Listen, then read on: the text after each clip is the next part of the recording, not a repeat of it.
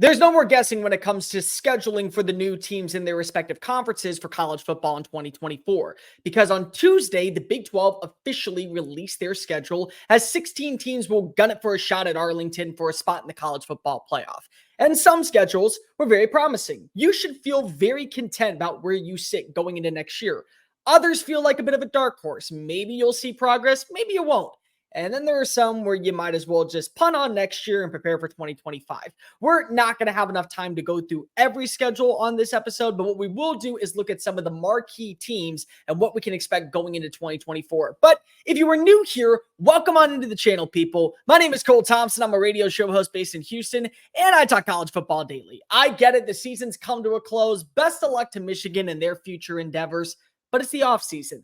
My time to shine. I'm here to keep you entertained 24/7 nonstop, recap in 2023, a look ahead to 2024, and a bunch of other nonsense. So if this is your daily dose of college football that you need to survive the offseason, might I recommend that you smash that subscribe button down below. Leave a comment telling me your thoughts on who got screwed in the scheduling, who looks like they can already punch their ticket to Jerry World. Tell your friends, your family, your mortal enemies, your best of bros, Big 12 faithful, and college football aficionados everywhere about this channel, because we're on the race to become the #1 YouTube show talking college football daily. Follow me on social media, Twitter, X, Instagram, slide into my DMs, ask me questions at Mr. Cole Thompson. That way, conversations surrounding our favorite sport never have to stop flowing. So, Big 12, 16 teams are going to have a shot to claim the conference title, the WWE conference title. Good job by Brett Yormark for marketing 2.0. That's exactly what you're trying to do.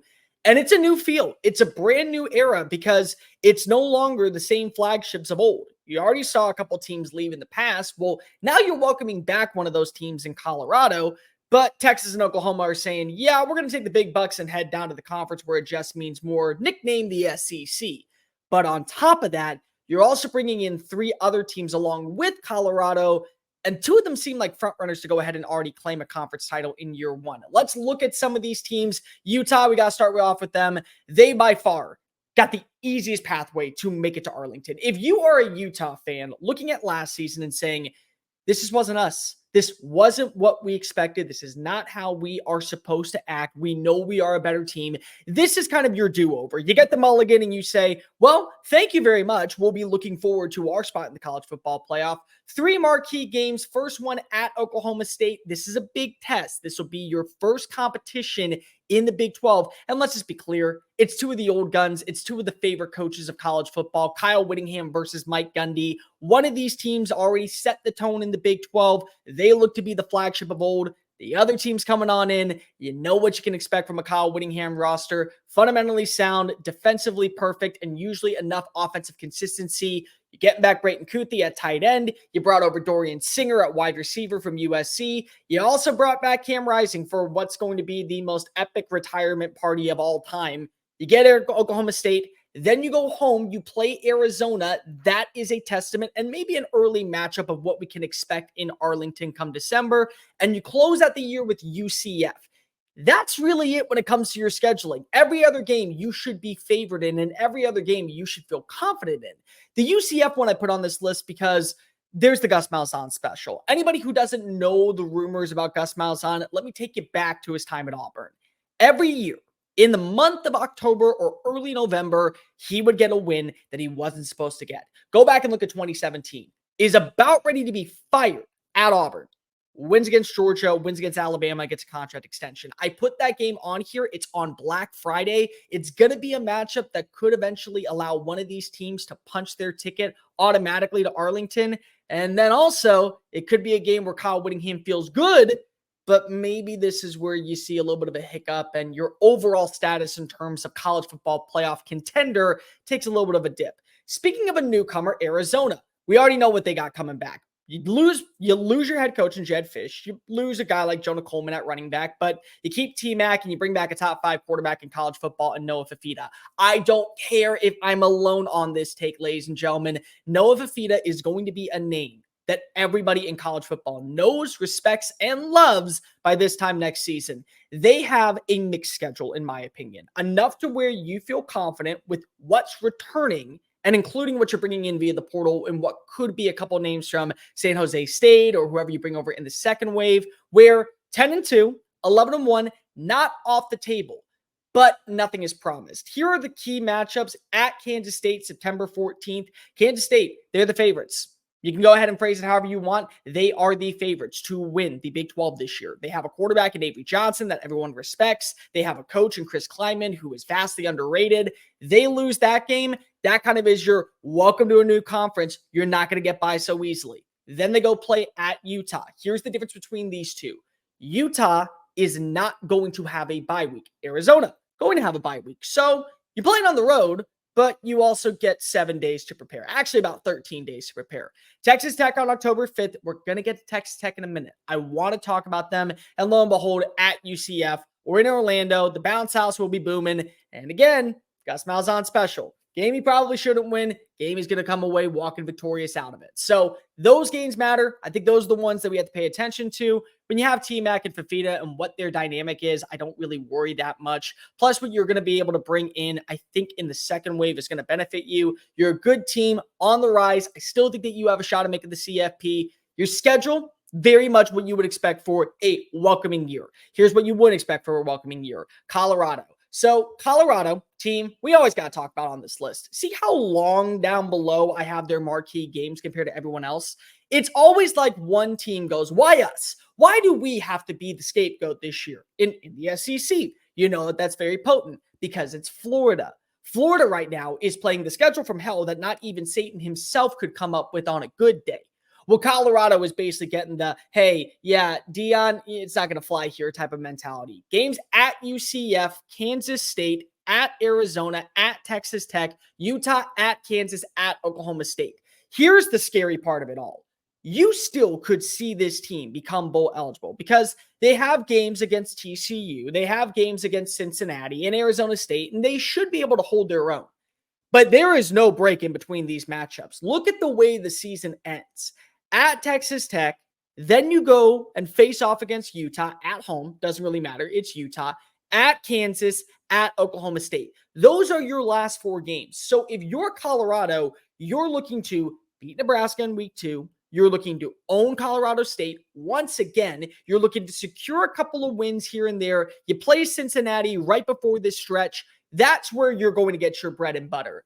I think that when you look at Colorado, 6-6 is showing incredible progress for going to a new conference, especially when you're still working the transfer portal in your favor. There's reasons for optimism, reasons for skepticism. You got the quarterback in Shedeur Sanders. You added in some really good pieces like Will Shepherd on the outside, but this is a schedule from all hell. I don't even think those who thought they were going to have it easy would trade any bits of glamour just to go ahead and say, we've earned the right for the CFP.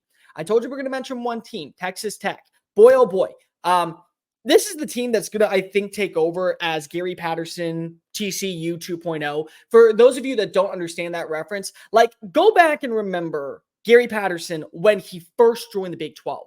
First season, immediately hits the ground running. Second season, little bit of a setback. Third season, 2014, they should have been in the college football playoff. And then like every 2 years, they'd go from 8-4 to actually contending for a New Year's Six bowl game. And if not for that, at least a prominent bowl game and a top 25 finish. That's Joey McGuire, what he's building right now in Lubbock. They did an exceptional job in the transfer portal, adding in premier talent. Caleb Douglas, the wide receiver from Florida, came on over. You also were able to go get Jalen Connors from Arizona State, Josh Kelly, a wide receiver, over 800 receiving yards last season at Washington State. Bear Morton, you know he's your quarterback moving forward. You added in some good defensive depth. Games against Arizona on the road at TCU. Again, another one of those trap games. Sonny Dykes getting a little bit of that momentum back this year, and at Oklahoma State to close out your season. This is the dark horse schedule. When you look at where they rank, it feels like maybe they're going to be an 8-4, 9-3 team, but would it shock any of you if Morton, fully healthy, with these receivers coming in, with the ability of what he already has on campus, with what you saw kind of progress late last season, end up going 10-2? Would anybody be shocked if the Red Raiders went 11-1 and punched their ticket to Arlington? I wouldn't, because that's what Joey McGuire's been doing. They have been riddling the transfer portal for the last 2 years and basically laying down the law saying, hey, Texas was a flagship program from the Lone Star State. Well, somebody in the Lone Star State has to take over as that mantra. We can be that team out west. Yeah, we don't need to go further to Salt Lake City or to Provo, Utah, or to anywhere in the Arizonas. We're good right here in Texas. This can be a flagship, and I believe it. I really do. They're a team that I feel like is going to do enough to where early November, they're somewhere in the top 25, and we're talking about them as a legit playoff contender. Next up, Kansas. Kansas is interesting. Travel to West Virginia to kick off conference play. TCU at home a week later. Then they go play at Kansas State and at BYU on November 16th. They don't have games at home this year. Anybody know that? Like, has anybody been paying attention to what's going on? They're actually splitting games against opponents in the middle of the KC MLS squad's place, Sporting KC, and Arrowhead Stadium. So a game against Lindenwood, yeah, imagine that being a school. That's on their schedule. That's who they open up with. That's going to be played at an MLS stadium. And then 3 weeks later, they're going to enter Arrowhead, where the Kansas City Chiefs are rocking and rolling right now. Maybe a little bit of that Patrick Mahomes magic rubs off on what you have with Jalen Daniels.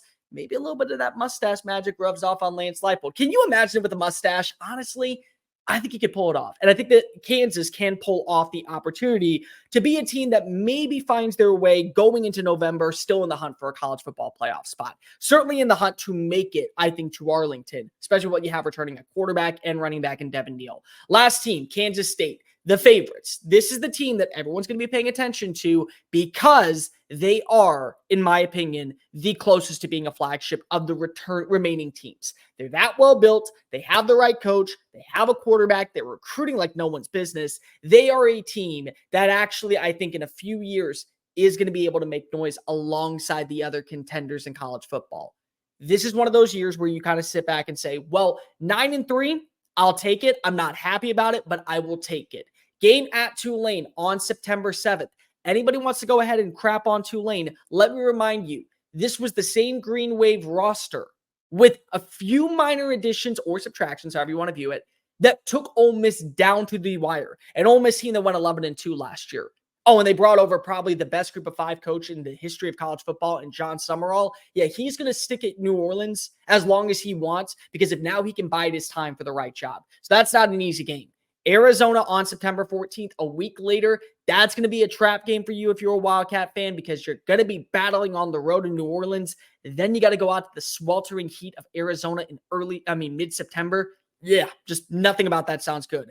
Oklahoma State, Kansas, and at Iowa State. Iowa State, got to throw this one on here. Remember what happened last year? Snow game, one of the best ones. Snowmageddon, everyone loved it, but you got a new quarterback in Avery Johnson. You've added in a few pieces via the portal. Your offensive line, minus the departure of Cooper Beebe, is still really good. And yes, it does sting to lose your offensive coordinator in Colin Klein. But knowing what you have in Chris Kleiman as a head coach, I'm not really worried about it. Those are the schedules I'm most intrigued to see. That does not mean teams like West Virginia and Houston and TCU, Cincinnati for that matter, or even Arizona State can't find their way into these conversations. But when you look top to bottom at some of these schedules, these are the ones that mostly stand out. I will not be shocked to see one of these teams, if not 2 of them, find their way to Jerry World to fight for 3 hours in a spit swapping action to make it to the college football playoff. These schedules, some of them really, really promising.